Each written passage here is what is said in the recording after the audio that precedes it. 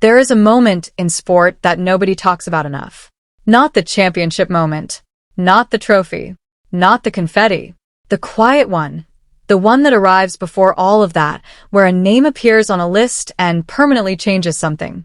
No ceremony, no announcement, just a name, a number, and a column it has never occupied before. That moment happened last week. And most people who follow tennis either missed it completely or got the story entirely wrong because a headline designed for clicks did what headlines designed for clicks always do. It traded accuracy for attention. So we're going to slow this down. We're going to tell it the right way. Because the real story here is far more interesting than the one currently making the rounds. The fact that cannot be undone. Alexandra Eala, 19 years old, left-handed, born in Manila, Philippines. The 29th seed at Wimbledon 2026. And on the public record, verifiably, structurally, permanently, the first Filipino player in the Open era to hold a seeded position in Grand Slam singles. That is not a rumor. That is not a projection. That is not a viral post getting ahead of itself. That is a documented, confirmed, historical fact. And it matters more than any court assignment, any center court speculation, any celebration post that went up before the order of play had even been released. The seed is real. The number is real. What happens next is the story. And like most great sports stories, it begins not with glory, but with a single set against impossible odds on the most famous lawn in tennis. Rewind. July 2025. Wimbledon. A teenager with zero main draw experience at the All England club walks out for her very first-round match. She is not seeded. She is not expected to win. Her opponent is Barbara Krejcikova, the defending champion. A player who knows that grass better than almost anyone alive on this planet. For 43 minutes, Alex Eala plays like someone who never received the memo about how this was supposed to go. She wins the first set 6-3 on center court. In her debut, against the reigning Wimbledon champion. Then she loses the next two sets 6-2, 6-1. She walks off that court without a top 30 ranking, without a seeding, without a result the tennis world bookmarked as significant. What she had was one set of evidence that she could belong on that surface, at that stage, against that caliber of opponent.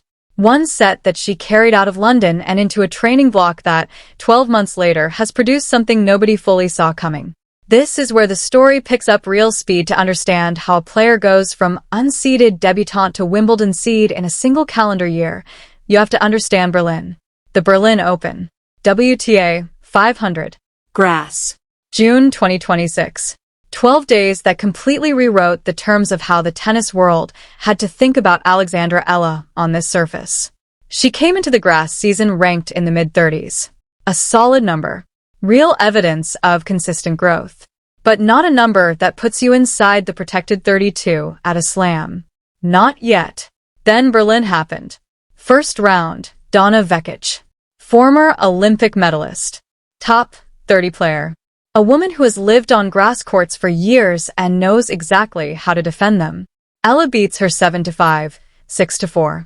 A result worth noting on its own. But she doesn't stop. Second round, Elena Rybakina. World number 2. A former Wimbledon champion. A player with one of the most lethal serves in the history of women's tennis. A weapon that becomes even more dangerous the moment the surface turns to grass. Eala beats her 7-5. 6-4. The largest grass court win of her career, against anyone, delivered not in a slam final, but in the second round of a 500. That tells you something critical about the way she was playing that week. Relaxed enough to be dangerous. Sharp enough to close. Quarterfinal, Alina Lays. Multiple Grand Slam semi-finalist. A player the entire tour respects not just for her game, but for the way she competes when a moment gets heavy and the pressure finds the cracks in everyone around her. Eala beats her 6-3, 6-4. 3 opponents. 3 wins. 3 players whose names belong in serious tennis conversations, delivered in a single week, on a surface the tennis world had quietly filed under question mark when it came to Eala's game. When Linda Noskova ended the run in the semi-final 6-2, 6-4, It was already too late for that result to undo what the week had built. Eala moved from the mid-30s into the top 30. From the unseeded tier into the protected bracket. Berlin didn't just give her a result. Berlin gave her a number. And that number, 29, is why this week at Wimbledon feels different from every week she has ever spent at a Grand Slam before. What a seeding actually does beyond the prestige, beyond the screenshot, beyond the celebration post. A seeding changes your draw structurally, fundamentally, in ways that matter enormously on a tennis court. When you are inside the top 32 at a Grand Slam, the bracket cannot place you against another seed in the first 2 rounds. The top 8 are completely walled off from you until at minimum the 3rd round. The draw, which in previous years could randomly hand you a nightmare matchup in round 1, now has to respect your position. She walks into the All-England club this year with standing she has never had at a major before. She walks in with the tournament's own infrastructure working in her favor rather than against her. That is what the seeding means in practical terms. And that is why the column, not the court, is the thing worth celebrating. And here is where the story finds its real tension because the draw that gave her protection also handed her a first-round opponent who has become, in the space of just a few months, the one puzzle she has not been able to solve. Iva Jovic, 18 years old, American, currently the 16th seed at Wimbledon 2026, and 2 wins from 2 against Alexandra Eala in 2026. Both wins coming in matches that were not close and that did not feel like they were trending toward close. The first meeting came at Roland Garros. The second came weeks ago at Queen's Club, the grass warm-up event that serves as one of the final tests before Wimbledon begins. That Queen's match is the one that cuts deepest when you try to build a case for Eala this week.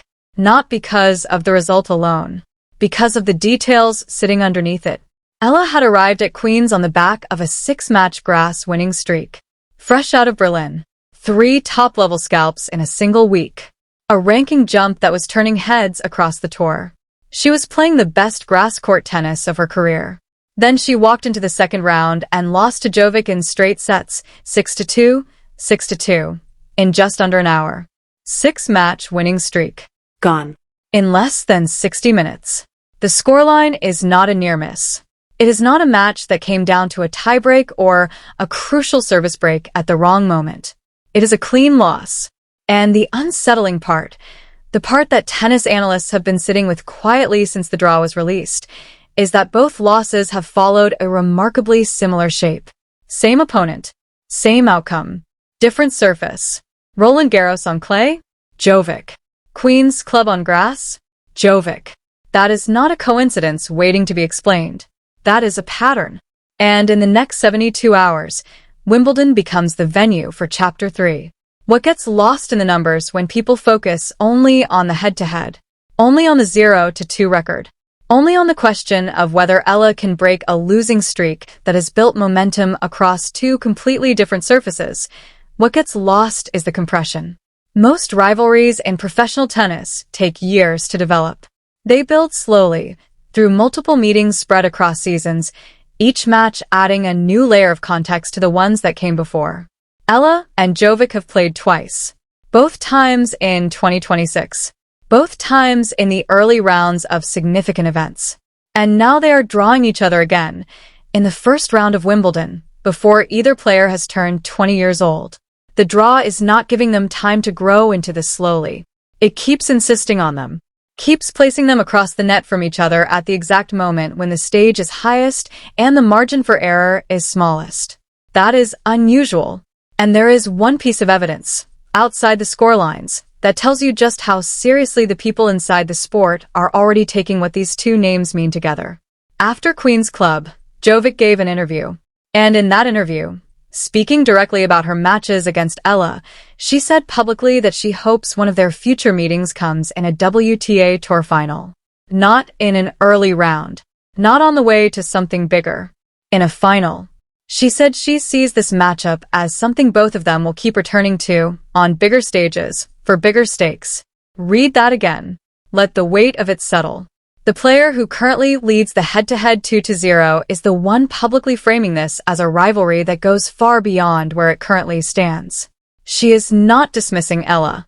She is not talking about her the way a player talks about someone she expects to keep beating cleanly and comfortably. She is talking about her the way you talk about a competitor you respect enough to want to measure yourself against on the largest possible stage. That is the locker room speaking. That is the inside of professional tennis, without the filters of punditry or media framing, telling you that these two names are already linked in a way that matters. What this seeding means beyond tennis, there is a broader story here. One that the first-round draw and the head-to-head numbers are sitting inside of.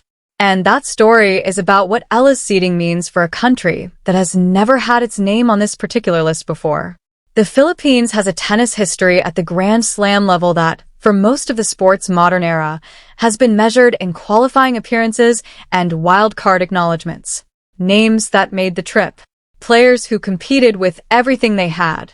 Who occasionally pushed a result in a qualifying draw, but who did not land inside the main bracket with a number next to their name.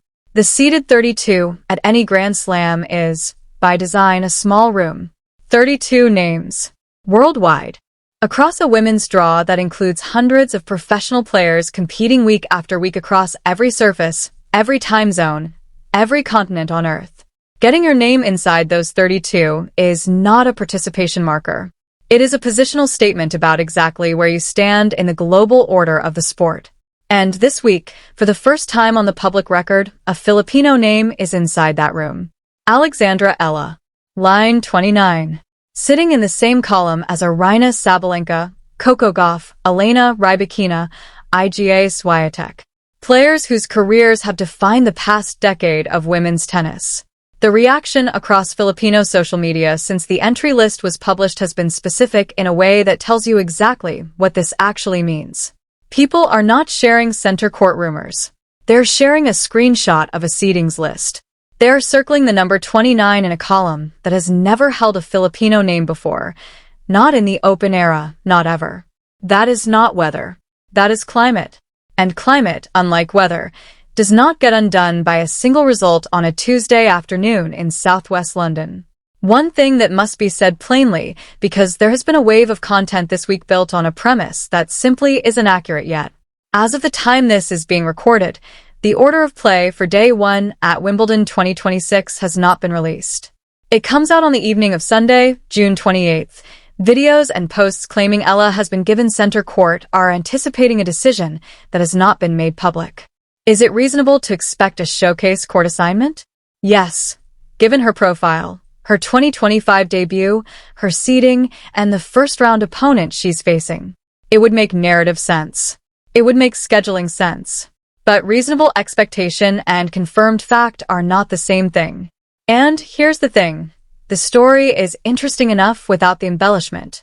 What Wimbledon has already done, the thing that cannot be taken back regardless of which court gets assigned Sunday night, is place her name in the seeded bracket.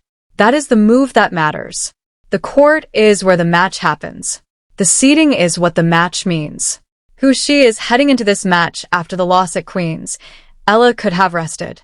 She could have spent the 2 weeks between that result and Wimbledon entirely on the practice court, working quietly through whatever the Jovic match had exposed, away from scoreboards and results that count. Instead, she accepted a wild card into a subsequent grass event. She kept playing. She kept competing. With a scoreline at stake. Against professional opponents. On the surface where she had just suffered her worst loss of the year. She didn't release a statement about it. She didn't talk about it at length in press conferences. She picked up her racket and walked back out on grass. That is the most useful data point available about how she processes a loss. She competes. She keeps competing. She does not need the world to stop and acknowledge how hard something is before she gets back on the court.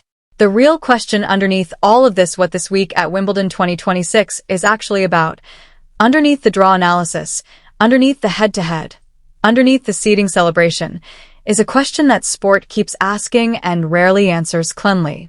What is the distance between belonging in a room and winning inside it? Eala belongs in the room. The seeding says so. The ranking that produced it says so. The 3 wins in Berlin against 3 players who had no business losing in the early rounds of a 500 say so. She is inside the 32. That part is settled. What is not settled is whether she can solve the one problem sitting directly between her and a deep run at the slam. Jovic is not an abstraction.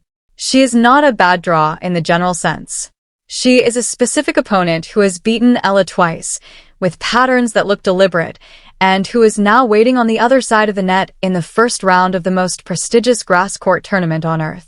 Can she disrupt something in 72 hours that she could not disrupt across 2 different surfaces in 3 months? That is not a rhetorical question. It is the actual question. And the answer will not come from this video. It will come from a first ball toss sometime Monday or Tuesday. From a serve that either confirms the previous 2 patterns or breaks them. From a return that either resets the dynamic or extends it.